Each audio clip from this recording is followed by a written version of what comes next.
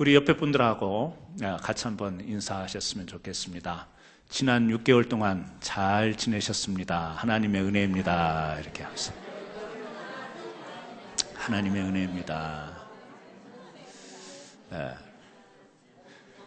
우리 교회 원력으로는요, 오늘이 맥주 감사절입니다. 우리 한국 교회들은 절기를 참 잘 지키는데, 우리 이제 이민교회에서는 아무래도 조금 더 지금은 농경 문화가 아니고 이 맥주 감사절이라고 하는 것은 이스라엘 백성들이 이제 처음으로 하나의 곡식을 거둬들인 뒤에, 그래서 보리 맥자를 쓰죠. 그래서 보리를 거둬들이고 하나님께 감사하는 절기로 드린 절기인데, 오늘 우리에게는 어떤 의미로 이 절기가 주어질까? 지난 반년 동안, 우리도 6개월 동안 하나님께서 가정을 지켜주시고 일터를 지켜주시고 또 우리 건강을 지켜주셔서 감사하는 의미로 예배를 드리는 날이 됐으면 좋겠습니다. 오늘 또 우리에게 말씀을 전해주실 목사님 박사무엘 목사님께서 오셨습니다. 우리 캔사스에 있는 센트럴 신학대학원에 우리 한국부를 총괄하시는 그런 디렉터로 일하고 계시는 우리 박사무엘 목사님이신데요. 우리 이 학교가 이 캔사스에만 있는 게 아니에요. 이 전역에 여러 군데 캠퍼스가 있어서 굉장히 바쁘신 사역을 하시는데, 이렇게 또 시간 내주셔서 오늘 특별하게 말씀을 전해 주시겠습니다.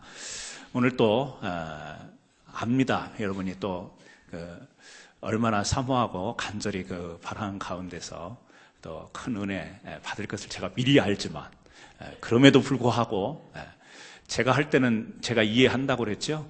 제가 설교할 때는 여러분이 아멘을 속으로 해도 깊숙이 받아들이고 계신다, 그걸 제가 이해는 하지만 외부에서 오신 분들은 그걸 잘 모르시거든요. 그래서 여러분들이 반응을 꼭 아멘 아멘 이렇게 하셔야만 됩니다. 이야기도 사전에 우리가 미리 약속을 했었어야 되는데, 제가 설교할 때는 아멘 안 해도 여러분의 깊은 영성을 제가 이해하기 때문에 이해는 하지만, 이렇게 외부에서 오시는 강사님들은 아멘 반응 안 하면 제가 나중에 굉장히 곤란한 일을 겪습니다. 할렐루야. 아멘. 예, 그보다 더 큰 소리로 아멘으로. 자, 오늘 나오셔서 하나님께서 함께 하시는 삶이라는 제목으로 말씀 전해 주실 텐데, 우리 뜨거운 박수로 환영해 주시면 감사하겠습니다.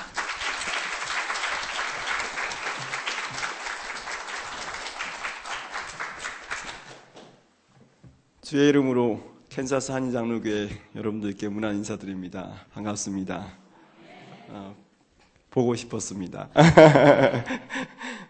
특별히 부족한 자를 이렇게 귀한 설교 강단에 초대해 주신 우리 존경하는 우리 강일견 목사님과 당회, 또 여러분 모두에게 감사드립니다.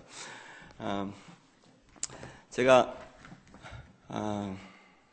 두 딸과 한 아들의 아버지, 금메달 아버지입니다.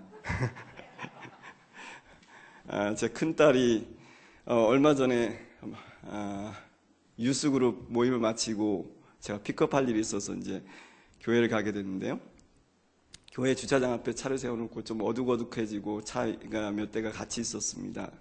거기서 딸에게 텍스트를 보냈습니다. 아빠 왔으니까 나와라. 그랬더니 좀 있으니까 딸이 나왔어요. 나오더니 두리번거립니다. 그러더니 저쪽으로 오더라고요. 제 앉아있는 차 옆을 쑥 지나더니 차를 한 바퀴 삥 돌아서 조수석 문을 딱 열고 탑니다. 그러면서 저에게 I missed you 하는 거예요. 이 티네이저 딸이 이 아빠에게 하는 이 I missed you 그 한마디에 제가 왠지 모르게 마음이 뭉클해지면서 따뜻해지고 감동이 몰려오는 겁니다. 그래서 제가 지극한 눈빛과 함께 그 딸을 바라보면서 이렇게 대답했죠. Thank you. I miss you too. 그랬더니 이 딸이 갑자기 하하 웃으면서 I didn't mean it. I missed your car. 라고. 예. 그랬거나 저랬거나 제 딸이 저를 얼마나 I miss you 했다는 그 한 말에 저는 감동이 되었습니다. 혹시 이 얘기 들으면서 저 목사님 차가 얼마나 좋길래 딸이 차를 보고 미스를 해, 뭐 이렇게 생각하시는 분 없죠?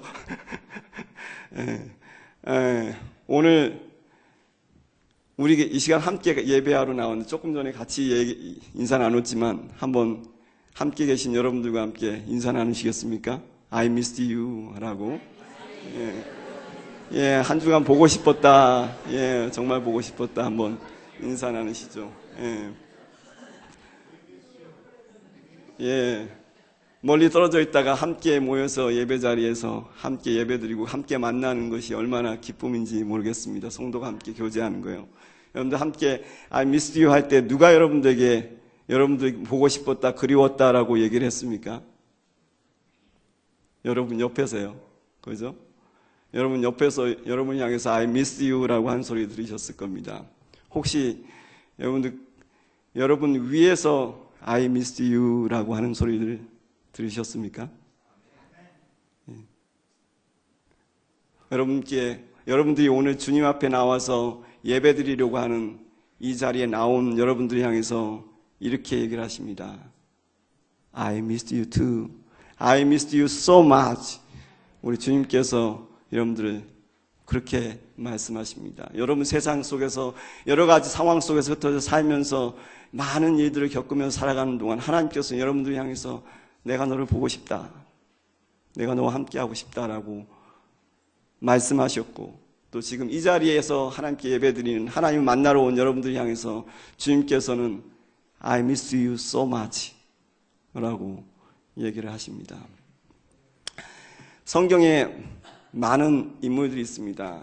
하나님께서 정말 사랑하시고 미스하시고 또 그 사람들 통해서 역사했던 많은 사람들이 있어요. 그 성경에 보면 다양한 표현들이 나옵니다. 노아를 향해서는요, 하나님께서 노아는 여호와께 은혜를 입었더라. 하나님께 은혜를 입은 자 노아입니다. 또 다윗을 향해서는 하나님의 마음에 합한 자, 하나님의 마음에 합한 다윗이었습니다. 다니엘을 보면요, 다니엘아 여호와께 은총을 입은 자라 이렇게 얘기를 합니다. 여호와의 은총을 입은 다니엘이었습니다. 마리아를 향해서요, 천사가 이렇게 얘기하죠. 하나님의 은혜를 입은 여인, 하나님의 은혜를 입은 여인 마리아였습니다. 오늘 우리가 나누려고 하는 이 요셉을 보면서는 제가 그렇게 얘기하고 싶습니다. 하나님과 함께한 요셉, 하나님께서 함께하신 사람 요셉. 우리가 이런 사람들의 모습을 보면 하나님께서 이 사람들을 통해서 귀한 역사를 하셨고, 이 사람들 속에서 하나님께서 어떻게 구원 역사를 이루어 가시는지 이 사람들을 통해서 말씀해 주십니다. 근데 우리는 그렇게 생각합니다. 이런 분들을 보면서, 야, 도대체 이런 분들이 얼마나 특별한 자질과 또 하나님께서 특별히 사랑할 만한 그런 요소가 있었길래 하나님께서 이들을 향해서 은혜를 입혔다, 은총을 입었다, 또 하나님의 마음에 합하다, 또 하나님께서 함께한다, 이렇게 하셨을까라고 생각을 합니다. 그런 생각을 가지고 한번 우리 창세기 38장과 7장과 38장의 그 이후에 요셉의 일들을 쭉 읽어보십시오. 사실 37장에 나오는 요셉의 이야기를 쭉 읽어가면서 하나님께서 과연 요셉이 어떤 점을 좋아해서 하나님께서 요셉과 함께 하셨을까라고 읽어보면 별로 요셉이 그렇게 하나님이 특별한 뭐가 있어서 하나님께서 함께 하셨다라고 잡을 만한 게 없는 것 같아요. 우리가 잘 아는 다윗 같은 경우요, 어렸을 때부터 양떼를 치면서 이 곰이나 사자가 올 때도 이 물맷으로 달려가서 이기는 그런 믿음과 용기가 있었지 않습니까? 다니엘도 우상에게 드리는 진미, 왕의 진미를 먹지 않겠다 뜻을 정하고 믿음으로 섰던 그런 믿음의 모습들이 보이는 사람들이었습니다. 근데 이 요셉을 쭉 읽어보면 별로 그런 게 보이지가 않아요. 딱 하나 보인다면 그가 특별한 꿈을 꿨다는 거죠. 그가 하나님 앞에서 받은 특별한 꿈이 있는데, 그렇다고 이 성경에 보면 요셉이 그 꿈을 붙잡고 믿음으로 기도하면서 그 꿈을 이루기 위해서 하나님 앞에서 자신을 이런 표현은 전혀 없습니다. 오히려 그 꿈을 가지고 자랑하다가 괜히 형들의 미움만 받게 됐던 사람입니다. 어떻게 보면 요셉은 우리랑 별로 다를 게 없는 삶을 살았던 사람이에요. 또 특히나 요셉은 우리처럼 이 멀리 자기 고향을 따라서 이민 생활을 살았던 그런 사람이었습니다. 아주 처절하게 힘든 고통스러운 이민 생활을 해나가면서 그 속에서 삶을 꾸려나갔던 한편의 이민자였습니다. 그런데 그 요셉을 향해서 하나님께서 오늘 하나님께서 요셉과 여호와께서 요셉과 함께 하셨다라고 얘기를 합니다. 참 이상한 게 있습니다. 하나님께서 어떻게 해서 왜 요셉과 함께 하셨을까라고 이렇게 읽다 보면 왜라는 것에 답은 안 나오는데요. 언제 하나님께서 요셉과 함께 하셨는지에 대해서 주목을 하게 됩니다. 오늘 읽은 본문 39장 1절의 본문이 그것입니다. 하나님께서 요셉과 언제 함께 하셨나 이렇게 보니까 그때가 요셉이 가장 힘들고 어려울 때였습니다. 요셉이 형들에게서 구덩이에 던져져서 구덩이 속에서 신음하고 살려달라고 외치고 죽음의 두려움을 겪었었고 또 종으로 팔려가지고 노예로 팔려서 종살이를 하던 그때였습니다.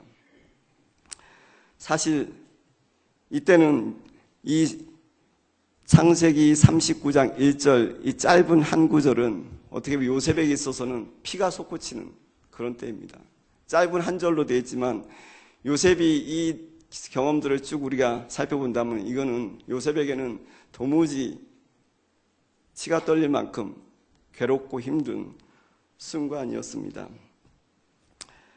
사춘기 나이인 17살쯤 되는 그런 학생 때에 자기 혈육인 형들에 의해서 죽음에 내던져졌습니다.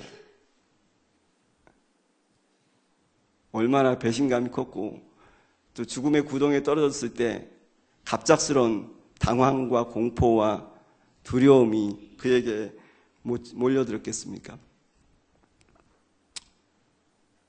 형이 건져주는가 싶었더니 아무도 알지 못한 낯섰고 우락부락한 이상하게 생긴 외국 상인들의 손에 의까여서 포박이 되어서 노예로 인신매매되어서 끌려가 버립니다. 인신매매 시장에서 사람들이 이 사람 저 사람 돈 주면서 자기를 사가서 종으로 만들어 버렸습니다. 요셉이 상인의 손에 끌려갔을 때 그가 형들을 보면서 얼마나 애원했겠습니까? 형님 제발 나를 불쌍히 살려주세요. 얼마나 애원하면서 매달렸겠습니까? 아버지의 가장 큰 사랑을 받고 채색 옷을 입고 가장 독차지했던 그 사랑의 사람에서 아무도 몰라주는 다른 사람의 종살이를 하는 그러한 밑바닥의 삶을 살 때 얼마나 서럽고 우라가 북받쳐 올랐겠습니까? 아마 이 정도 되면 심리학적으로 보면요, PTSD라고 포스트 트라우마 스트레스 디소더 외상 후 스트레스 증후군이라는 그런 게 있는데 큰 어떤 죽음의 경험이라든지 아니면 아픔의 경험 이런 것들 통해서 스트레스를 받은 정신적 충격이 이런 표현으로 그래서 심리적으로 치료가 필요한 단계에 있는데 아마 요셉이 그와 같은 단계에 있지 않았을까 싶습니다. 아마 이 종살이를 하면서 요셉은 깜짝깜짝 잠자다 깨서 놀랐을 거예요. 왜냐하면 꿈속에 자기를 향해서 달려드는 이 형들이 죽이려고 하는 그 모습이 꿈속에서 나타나고 이 노예 상인들이 자기를 향해 소통치며 놀이하는 그러한 꿈들이 자기를 깨웠을 겁니다.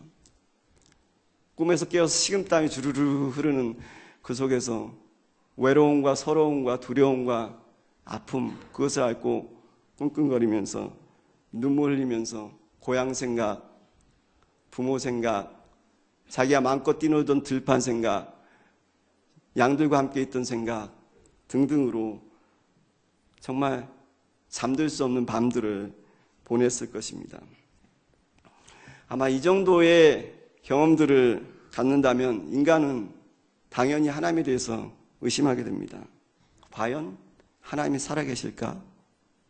하나님이 나를 기억하고 정말 나를 사랑하실까? 하나님이 나를 미워하고 버리셨구나. 하나님은 더 이상 나에게 관심이 없으셔 라고 단정할 만한 그때입니다. 그런데 요셉이 자기 힘으로는 어쩔 수 없고 너무 외롭고 고통스러워 서러워서 몸부림치는 그때에 성경은 이렇게 얘기합니다. 여호와께서 요셉과 함께 하신다. 아니, 하나님께서 요셉과 함께 하신다면 어떻게 요셉이 이런 고통을 겪고 있겠습니까? 어떻게 그렇게 말도 안 되는 얘기가 오늘 본문에 기록되고 있습니까? 참 이상하죠? 오늘 여호와께서 요셉과 함께 하신다는 표현이 요 39장에 여러 번 나옵니다. 그런데 아주 재밌게도 여호와께서 요셉과 함께 하신다는 표현이 나오는 그때마다 요셉은 가장 힘든 때였습니다. 우리 39장 2절에 나온 그 뒷부분 보면 39장 20절 이후에 또 하나님께서 여호와께서 요셉과 함께 하시니 얘기하는데 그때는 언제냐면 요셉이 또 한 번의 큰 시험을 당한 때였습니다. 노예로서 종살이하면서 살다가 이제 겨우 자리를 잡아가며 서러움을 참아가면서 이제 주인에게 인정받고 총무로서 이제 뭔가 조금 살만하다 할 때였습니다. 희망이 보이고요. 아, 이제 좀 내가 뭔가 하나님께서 그래도 나에게 뭔가를 이 길을 열어주신구나 라고 생각할 그때에 생각지도 않은 엄청난 엉뚱한 자기가 누구를 강간하려 했다는 그런 누명을 쓰면서 감옥의 죄수로 갇히게 됩니다. 종살이 하는 것도 서러워 죽겠는데 말이죠. 갑자기 죄수로 몰아치워서 감옥에 가둘 때 하늘에 무너지는 그런 경험 아니겠습니까? 내 인생은 왜 이 모양인가? 내 삶을 왜 이리 꼬이는가? 얼마나 인생을 원망하며 좌절했겠습니까? 하나님은 살아계시지 않는 것이 분명해. 선하신 하나님이 계시다면 어떻게 내게 이런 일이 일어날 수 있어? 더 이상 하나님은 없어 라고 말할 만한 그때에 성경은 또 이렇게 얘기합니다. 여호와께서 요셉과 함께 하셨다. 21절에 요셉이 감옥에 갇혔으나 여호와께서는 요셉과 함께 하시고 그에게 인자를 더하사. 인간은 좌절하고 하나님 안 계실 거야 라고 할 만한 그 순간인데 그때 하나님께서 우리의 고통과 함께 하신다는 겁니다. 믿습니까? 여러분 믿음 대단하시네요. 여러분들이 만약 그 순간이었으면 과연 정말 그 순간에 하나님 나와 함께 하셔라고 그렇게 쉽게 아멘 믿습니다라고 얘기가 나올지 모르겠습니다. 도대체 어떻게 이런 일이 가능할까요? 나는 너무 힘들어 죽겠고 내가 아무리 생각해봐도 이때는 하나님이 분명히 안 계셔. 내가 아무리 기도했는데 하나님 대답 안 해주셨어 라고 하는 그때인데 어째서 그때 하나님은 나와 함께 하신다라고 요셉과 함께 하셨다라고 그렇게 얘기하시는 걸까요? 우리가 이것을 이해하려면 한 가지 분명히 알아야 될 것이 있습니다. 하나님이 요셉과 함께 하셨다. 이게 요셉이 가장 어려운 순간만이 아니었다라는 것입니다. 하나님이 요셉과 함께 하셨던 것은 그가 고향 땅 부모 품에서 자랄 때, 형들과 함께 있을 때, 채색 옷을 입을 때, 꿈을 꾸었을 때, 그가 구덩이에 던져졌을 때, 노예로 팔렸을 때, 종살이 할 때, 그 모든 순간에 하나님은 요셉과 함께 하셨습니다. 그런데 성경은 이상하게도 딱 이때, 가장 힘든 이때만을 딱 집어서 그때 여호와께서 요셉과 함께 하시니 라고 얘기하고 있습니다. 왜 그럴까요? 왜 굳이 그때 성경은 그렇게 기록하는 것일까요? 바로 요셉이 가장 힘든 그때 드디어 하나님께서 자기와 함께 하시다는 것을 절실히 깨닫게 된 것입니다.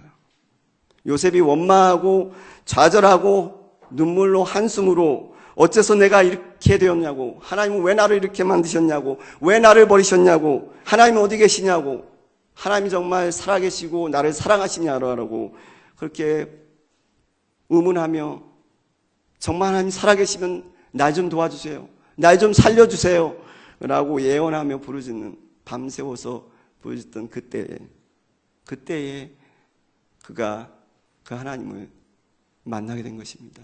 그 하나님이 정말 살아계시구나, 그 하나님이 정말 나와 함께 하시는구나 라는 것을 깨닫게, 깊이 체험하게 된 것입니다. 우리가 문제를 만나 견디다 못해 쓰러질 때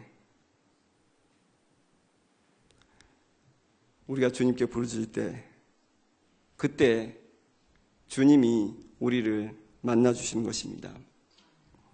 요셉은 이제 부모를 떠나 어떻게 보면 신앙의 홀로서기를 해야 되는 때였습니다.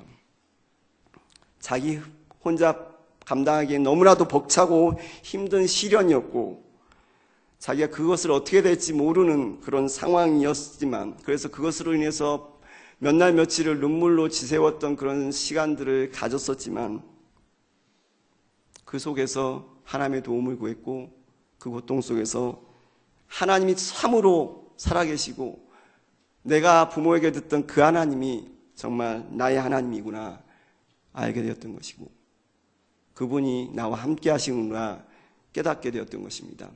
이것은 그 요셉의 아버지 야곱에게도 마찬가지입니다. 야곱이 형과 같이 다툼하면서 팥죽 빼서 팔고 장자의 명분을 얻고 아버지의 축복을 받고 좋았는데, 이제 형이 일을 가면서 죽이겠다라고 달려드니까 급히 이 두려움의 사이에서 도망가게 됩니다. 멀리 광야로, 하란 땅으로, 한 번도 가본 지 없는 자기 혼자 떠나는 그 외로운 광야의 길, 걸음 하나 살려라 막 달려 도망가는, 형이 언제 쫓아와서 죽일지 모르겠다라는 그 두려움을 가지고 달려가는 그 어느 멀리 갈 수 있는 가장 최대한의 멀리를 도망가서 다다른 그 밤, 지치고 배고프고 쓰러져서 아이고야 더 이상 나는 못 가겠다. 그런데 형이 쫓아오면 어떻게 하지? 추위는 다가오고 어두움은 몰려오고 두려움은 엄습해오고 언제 나타날지 모르는 짐승이 응대고, 그 밤에 혼자서 씨름하면서 하나님 날 살려주세요, 제발 날 좀 도와주세요 라고 엎드려서 잠이 들었던 그때, 그 꿈에서 그가 사닥다리를 오르내리는 천사의 모습을 보고 그 위에 계신 하나님께서 요셉, 야곱아 내가 너와 함께하마, 내가 너를 가는 길을 지켜주마, 내가 너를 성공해서 돌아오게 하겠다라는 음성을 듣게 되는 것입니다. 그곳에서 그는 하나님을 만나게 된 것입니다. 우리의 삶이 정말 힘들 때, 참 어찌해야 될지를 모를 때, 바로 그때가 하나님이 우리를 만나주신 때고 우리가 하나님을 만날 때입니다. 제 개인적으로도 이런 때가 있었습니다. 벼랑 끝에 서 있었던 때라고 제 개인적으로 생각합니다. 아니요, 벼랑 끝때가 아니라 벼랑 끝에서 떨어지던 때였습니다. 제가 캔사스에 오기 전입니다. 끝을 모를 바닥이 없는 곳으로 계속 떨어지고 제 느낌은 그 상태였습니다. 지푸라기 하나라도 잡고 싶었습니다. 하나님 제발 이때까지 이 일이 일어났으면 좋겠습니다. 하나님 도와주세요 라고 기도를 한데 아무 일 없이 그냥 쑥쑥 지나가 버립니다. 그 옆에서 아무 누구도 도와줄 사람이 없었습니다. 정말 외롭게 단독자로 하나님 앞에 서야 됐습니다. 그 어떤 방법도 보이지가 않았습니다. 그때 제가 할 수 있었던 것은 단지 한 가지였습니다. 그냥 잠잠히 하나님 앞에서 기다리는 거였습니다. Wait for God in silence. 왜요? 제가 할 게 아무것도 없어요. 누가 어떻게 해줄 수가 없어요. 아무 소망도 도움도 보이지 않는 그런 시간이 6개월 지나갔습니다. 새벽 예배 나와서 막 부르짖고 간구하고 막 할 힘도 없습니다. 앉아서 잠잠히 하나님, 주님밖에 없습니다. 주님께서 나를 도와주셔야 합니다. 주님께서 나를 박대하시면 내 어디 가리까? 그 세월이 6개월. 어느 날 하나님께서 신의 한 수를 딱 두시더라고요. 그래서 온 게 제가 이 캔사스에 와 있습니다. 이건 사람이 생각한 어떤 방법이 아니고 하나님께서 그렇게 만들어 가실 때가, 우리를 그 위기의 순간에 두실 때가 있는 것입니다. 저는 오늘 여러분이 어떤 상황 형편에 있는지 모릅니다. 어떤 상황 형편에서 여러분들이 미국 땅에 왔고 이 캔사스 한인장로교회를 섬기고 있고 또 저와 여러분들이 이 자리에서 만나고 있는지 저는 여러분 형편과 상황을 모릅니다. 혹 우리 중에 요셉과 같이 억울하고 분하고 가슴이 답답하고 기가 막힌 그런 일들로 기가 죽고 입맛이 없고 잠도 안 오고 우울한 분들도 있을지 모르겠습니다. 어쩌면 바로 이때가 주님을 만날 때입니다. 아멘. 여러분이 처한 환경 속에서 무거운 짐 나 홀로 지고 견디다 못해 쓰러질 때, 그때 불쌍히 여겨 날 구원해 줄리 은혜의 주님 오직 예수, 그 예수님을, 그 주님을 바라보시고 만나시는 귀한 때가 되시기를 바랍니다. 근데 이 좋은 기회를 놓치는 사람이 참 많습니다. 정말 하나님을 만날 수 있는, 정말 하나님의 살아계심을 정말 체험할 수 있는 이 좋은 기회를 놓치고 그 때에 주저앉고 있는 사람들을 많이 보았습니다. 제가 목회 상담을 전공했기 때문에 캔사스 오기 전에 많은 인종의 다양한 사람들과 다양한 문제를 가지고 상담을 해왔습니다. 그들 모두는 자신의 위기 상황을 겪으면서 어떻게 될지 몰라가지고 씨름을 하면서 있었습니다. 자녀 문제, 부부 간의 갈등 문제, 경제적인 문제, 인간관계의 고통, 사업의 문제, 또 갑작스런 질병으로 인한 충격, 또 가까운 사람의 사별 등으로 인해서 너무나도 정신적으로, 감정적으로, 정서적으로, 관계적으로 충격을 받고 힘들어하는 사람들이었습니다. 어떤 사람은 밤에 겨우겨우 잠이 들어서 설치다가 잠자다가 깨서 일어나서 침대 위에서 눈을 떴습니다. 천장을 바라봅니다. 아, 내가 이대로 갔으면 좋겠다 라고 하는 사람도 있었습니다. 그런 마음을 다잡고, 아니야, 내가 기도로 말씀으로 나가자. 말씀은 있습니다. 말씀이 하나도 머리에 들어오지가 않습니다. 기도를 하려고 합니다. 기도가 머릿속에 뱅뱅 들고 도대체 무슨 기도를 해야 될지, 뭐라고 얘기해야 될지 기도줄이 하나도 잡히지가 않습니다. 말씀을 들어 나왔습니다. 말씀이 왜 내게는 안 들어오고 자꾸 다른 사람들에게만 가는지.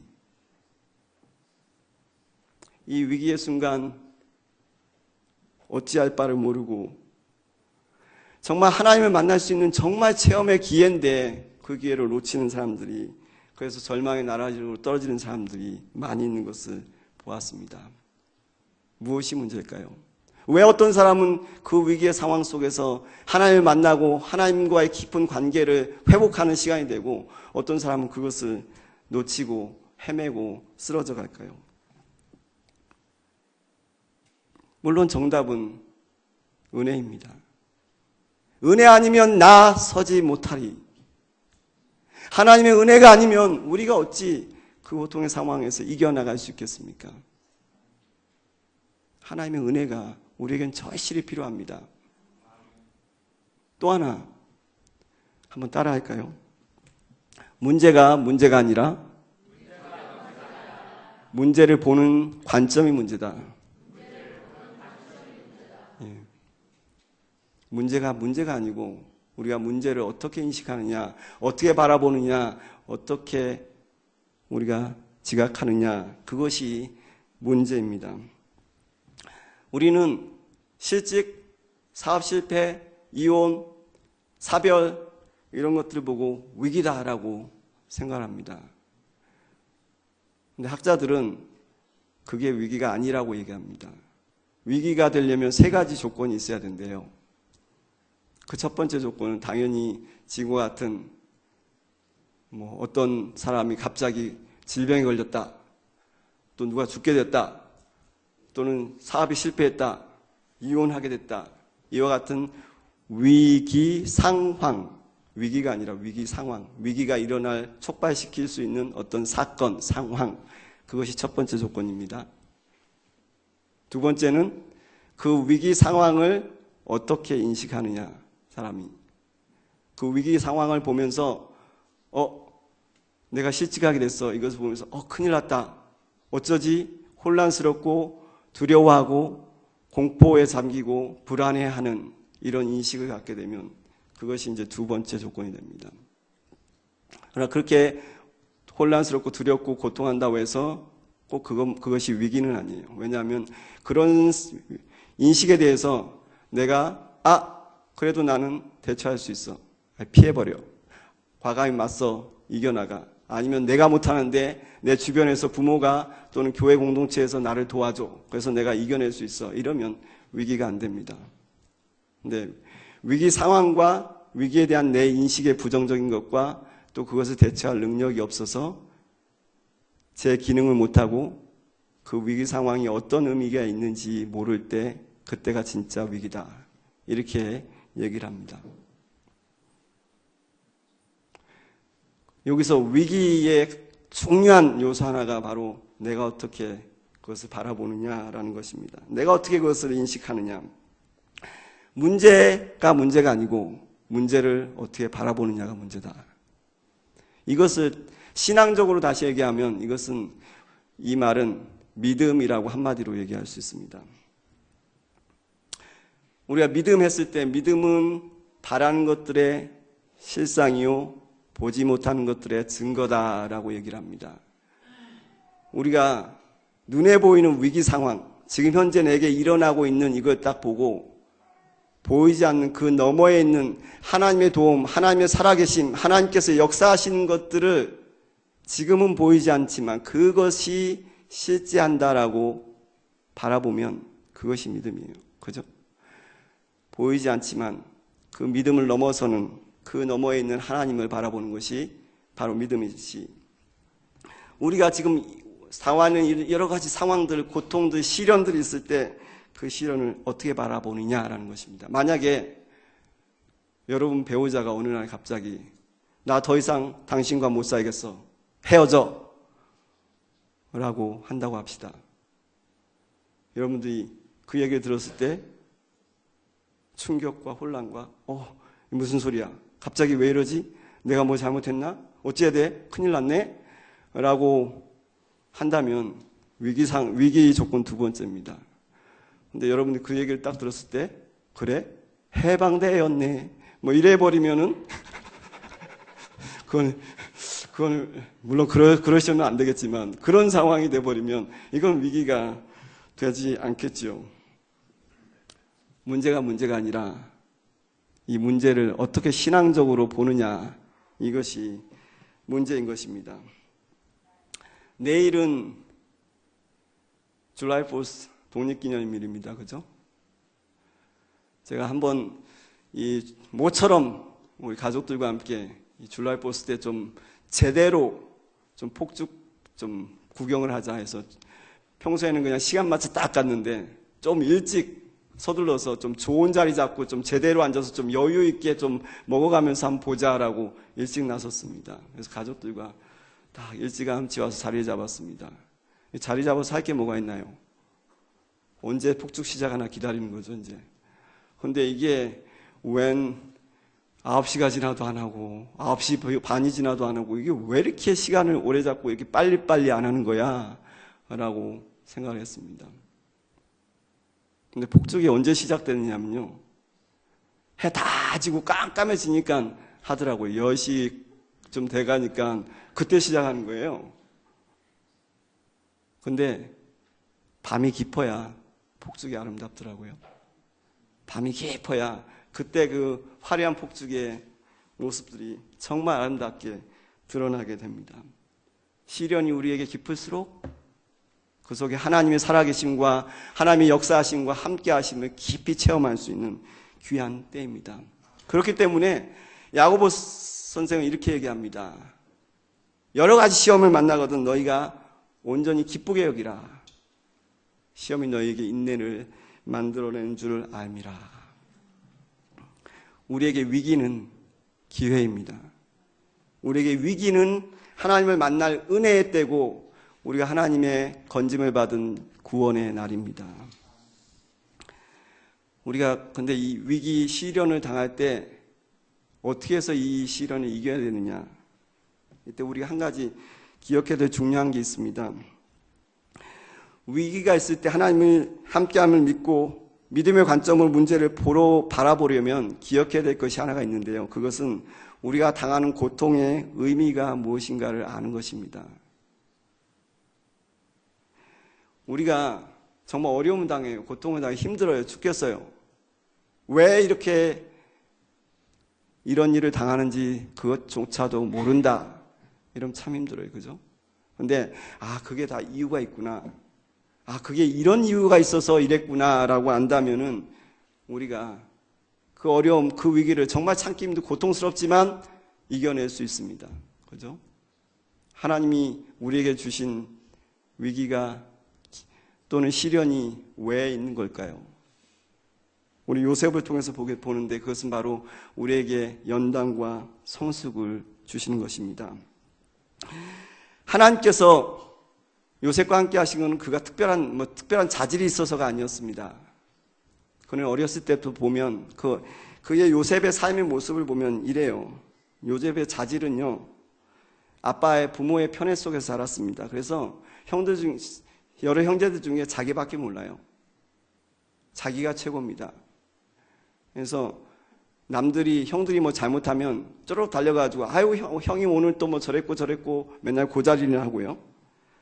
그래서 다른 사람과 잘 어울리지 못했습니다. 그래서 형들에게조차도 왕따를 당했죠.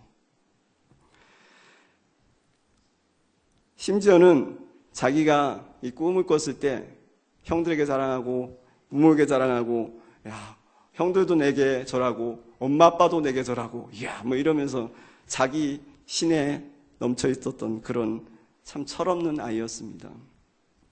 얼마나 미운 짓을 했으면 말이죠. 형들이 이놈 정말 미워 죽겠다. 미워서 자기가 죽겠다 이것뿐만 아니라 미워서 내가 죽여야겠다라고 할 만큼. 그죠? 그래서 실제로 그를 죽이려고 했던, 그래서 팔아넘겨버렸던 그랬던 아이였습니다. 그런 요셉에게 하나님께서 왜 함께 하셨을까요? 당연합니다. 하나님께서 그 시련 속에서 그와 함께 하시면서 그를 만들어 가시는 것입니다. 그가 그 고통 속에서, 그 어려움 속에서 자신의 그 모습을 벗어버리고 성장하고 원숙해지지 않으면 하나님께 쓰실 수 없는 사람이었거든요. 요셉이 모나고 준비되지 못한 그것을 다듬어가는 과정에서 하나님이 꼬름으로 보여주신 그 총리의 모습으로 서기까지는 요셉이 넘어야 될 훈련의 과정이 있었던 것입니다. 우리는 우리 자신을 깨끗게 하여서 주인이 쓰시기 합당한 그릇으로 우리 자신을 만들어가야 합니다. 하나님께서 우리에게 고통을 허락하시는 것은 우리를 형통하기 위함입니다. 하나님의 계획은 우리에게 재앙을 주려는 것이 아니라 우리를 평안을 주려고 하시는 것입니다. 그 계획 속에는 때로는 이런 위기와 시련과 고통의 순간들이 있는 것입니다. 그때를 만났을 때, 야, 하나님께서 왜 나에게 재앙을 주시고 왜 내게 고통을 주시고가 아니라 이 가운데 하나님의 평안한 계획이 있구나 라는 것을 봐야 될 것입니다. 이 시간 한번 잠시 여러분 한번 생각해 보시죠. 여러분들 삶에서 겪었던 가장 힘든 순간이 언제였습니까? 그때는 어떤 때였습니까? 또는 지금이 가장 힘든 순간입니까? 그때 그런 아픔의 시간을 생각해 보면 지금도 아련하게 밀려오는 아픔과 고통과 슬픔이 있을지도 모르겠습니다. 그러나 그 시련을 통해서 하나님께서 지금 여러분을 봤을 때 그때의 모습과 지금 여러분의 모습이 달라진 게 있습니까? 여러분이 더 강해지셨습니까? 여러분이 하나님 앞에서 더 성장하셨습니까? 그렇다면 하나님께서 여러분들을 그 가운데서 연단시키고 훈련시키시고 성장시키신 것입니다. 우리가 잘 알죠. 아이들이 아프고 나면 어떤다고요? 쑥 큰다, 성장하다. 우리가 시련을 통해서 하나님의 사람으로 더 준비되어져 갑니다. 혹 여러분들 가운데 과거의 그때 아픔만 생각하면 치가 떨리고 분노가 일어나고 내가 그 어떤 선한 것도 그걸 통해서 내가 뭔가 바뀌고 변화되고 새로워진 것도 없다. 전혀 그때는 고통뿐이었다라고 생각하신다면 오늘 이 말씀 요셉을 통해서 한번 그 모습을 다시 비춰보는 시간 되길 바랍니다. 우리가 아는 당대 최고인 이 요셉, 총리 요셉은 애굽에서 종살이를 하고 죄수로서 연단과 시련의 시간을 갖지 않았다면 결코 있을 수 없었습니다. 말하는 것이 어린아이 같고 깨닫는 것이 어린아이 같던 그 티네이저 요셉이 30살밖에 않는 그때의 원숙한 총리로서 애굽 전국을 다스릴 수 있었던 그 비결은 자기가 그 지옥과 같은 밑바닥에서부터 고통하면서 처절하게 밤잠 잘못 자면서 시련을 겪으면서 그 속에서 자신의 어린아이의 모습을 탈바꿈하는 그런 혹독한 시련과 훈련이 있었기 때문에 가능했습니다. 우리가 당하는 시련은 우리를 장성한 사람으로 만드는 조련사와 같습니다. 물론 싫죠. 그런 일 없이 그냥 성숙했으면 좋겠던 게 우리 인간의 마음입니다. 그런데 아마 요셉이 그런 일이 없었다면 결코 이 총리 요셉은 될 수 없었을 것입니다. 여러분의 신음에 응답하시고 그 속에서 하나님께서 빚어가시는 손길을 경험하시는 여러분 되셨으면 좋겠습니다. 우리가 고통당할 때 가장 견디기 힘든 이유 중에 하나 더 있다면 내가 왜 이런 시련을 당하는지 모르고 내 삶에 무슨 의미가 있는지 모를 때입니다. 요셉이 왜 노예로 종살이를 해야 하는지, 왜 죄수로 굳이 감옥에 갇혀야 하는지 몰랐기 때문에 괴롭고 힘들었어요. 그래서 꿈 해석을 관원장들이 해주고요. 이렇게 하소연하지 않습니까? 나는 절대 죄 지을 일을 해서 이곳에 있을 이유가 없는 사람입니다. 당신들이 즉 복직되면 나를 좀 기억해 주세요. 얼마나 그 세월들이 요셉에게는 힘든 세월이었겠습니까? 왜 자기가 그런 억울한 일을 당해야 되는지도 모릅니다. 그 의미가 무엇인지 도대체 무슨 목적이 이것에 있는 건지 모르고 그렇게 시간들을 보냈습니다. 그런데 그 모든 자기 삶에 일어나는 말도 안 되는, 도무지 있을 수 없는, 도무지 이해가 안 되는 그 어떤 사건과 상황과 그 시련이 나중에 보니까 의미가 있었고, 그게 특별한 목적을 가지고 있었고, 그 속에서 하나님께서 자신을 통해서 역사하신 무엇인가 있었다라는 것을 이 요셉이 깨닫게 됩니다. 나중에 창세기 45장 넘어가서 요셉과 형들이 화해하는 장면에서 이런 표현을 합니다. 요셉의 고백입니다. 나는 당신들의 아우 요셉입니다. 당신들이 애굽의 판자입니다. 만약에 요셉이요, 자기의 정체성이 당신들이 판자, 그래서 종살이한 노예 요셉이라고 자기 자신을 규정하고 나는 형들에 의해서 노예로 팔려온 자야 라고 살았다면 그는 평생을 그 삶에서 벗어나지 못했을 것입니다. 자기 정체성은 애굽에 팔려온 노예야. 나는 아무 의미도 목적도 없어.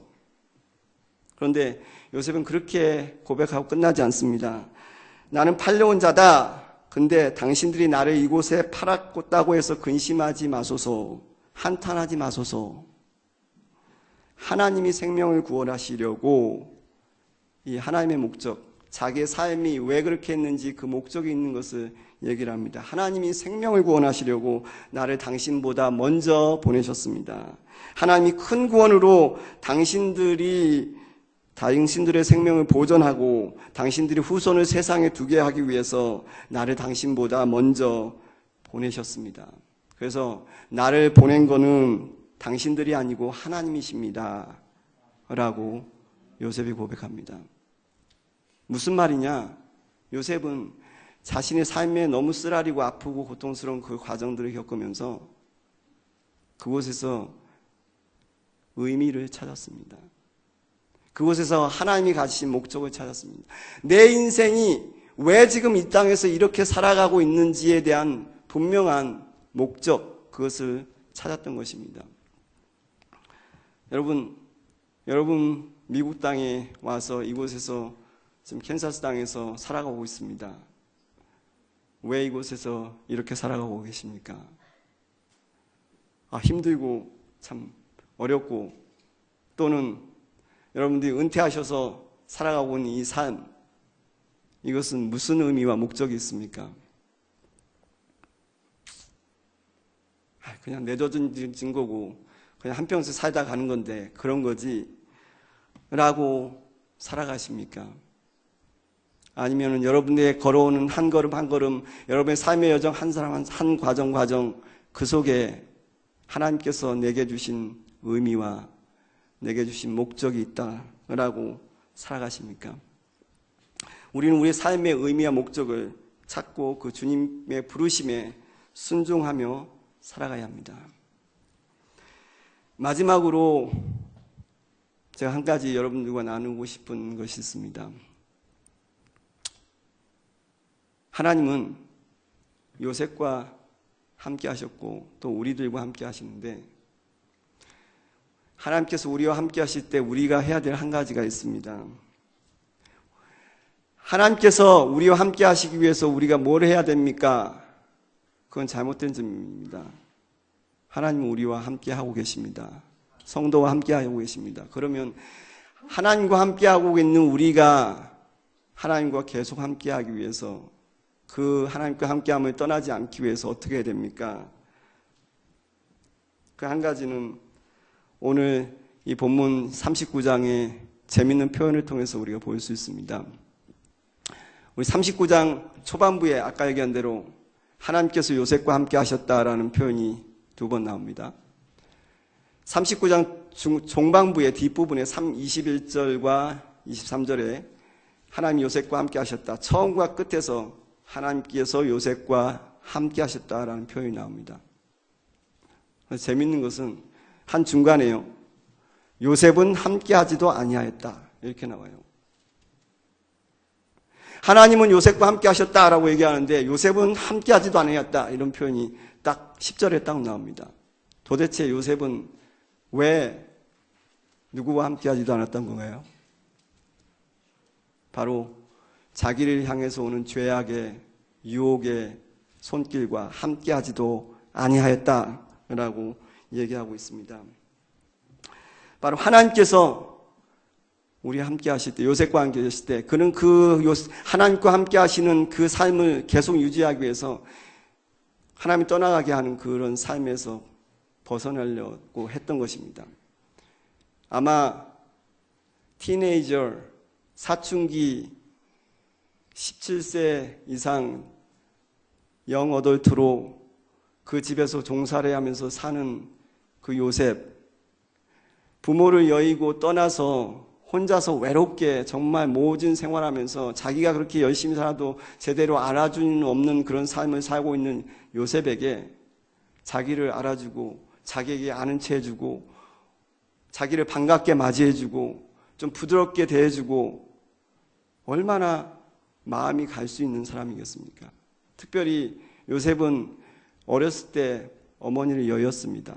어머니의 정이 가장 굶주린 사람이에요. 나이 많은 이 여주인이 자기를 향해서 부드럽게 다가올 때 모성 같은 느낌을 들 수도 있는, 또는 자기의 그런 젊은 청춘의 정욕의 파트너 같이 느낄 수도 있는 그런 여인입니다. 아주 이 유혹을 벗어나기 힘든 상황에 있는 그 나이였습니다. 근데 그 요셉이 그 상황에서 뿌리칩니다. 벗어납니다. 단호하게 아예 가까이 있지도 않고 함께 있지도 않아 버렸습니다. 결코 그 여인과 함께 하지 않았습니다. 우리가 하나님께서 우리와 함께 하십니다. 우리가 해야 될 것이 하나가 있습니다. 그것은 우리가 죄와 함께 있지도 않으려고 애쓰는 것입니다. 유혹에 대항할 수 없거든 도망가십시오. 요셉은 자신이 함께함을 알았고 코람데오 하나님 앞에서 삶을 살았기 때문에 바로 이 유혹을 뿌리칠 수 있었던 것입니다. 말씀을 맺겠습니다. 우리는 요셉과 함께 하신 하나님을 통해서 하나님께서 또 우리와 함께 하신다는 것을 생각하고 그렇게 해주시기를 소망하게 됩니다. 어떻게 하면 우리가 하나님과 함께 할 수 있을까? 얘기 드렸습니다. 우리가 성도로서 좋은 자세를 가지면 하나님께서 우리와 함께 하시는 것이 아닙니다. 하나님은 우리와 함께 하시는 임마누엘 하나님이십니다. 예수님께서 말씀하셨습니다. 내가 세상 끝날까지 너희와 항상 함께 있으리라 말씀하셨습니다.